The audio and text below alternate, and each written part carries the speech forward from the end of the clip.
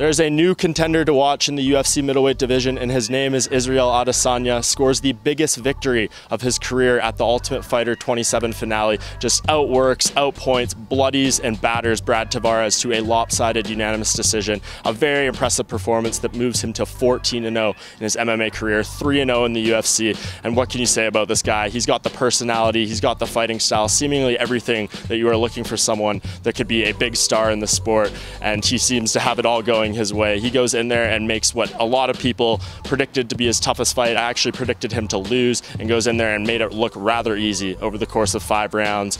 After the fight, he called out the winner of Uriah Hall and Paulo Borrachinha, whatever you want to call him, the following night at UFC 226. We saw how that fight played out. Costa knocks out Uriah Hall, and he even said after the fight, didn't seem too interested in the matchup. He was proposed with the idea of fighting Adesanya. He said he was looking for a bigger fish. He's looking for Chris Weidman, and even Dana White kind of put the kibosh on that potential matchup at the UFC 226 post-fight press conference, and I can understand why. Those are two guys with undefeated records, a lot of great striking talent, and you could see sometime down the line, 1 or 2 years, them fighting in a much more high-profile bout, potentially for a title or something like that. So yes, if you're Adesanya, you're not going to get the matchup you wanted right now, but I think there's still plenty of options available for him in this middleweight division. One that stands out to me is David Branch. We just saw Branch score a huge knockout of his own against Thiago Moreta Santos, and he's a guy that, former 2-division champion in the World Series of Fighting, has fought some of the best in the sport, and is really a well-rounded guy that can beat you anywhere on the right night. So for him, I think he would be a very stern challenge,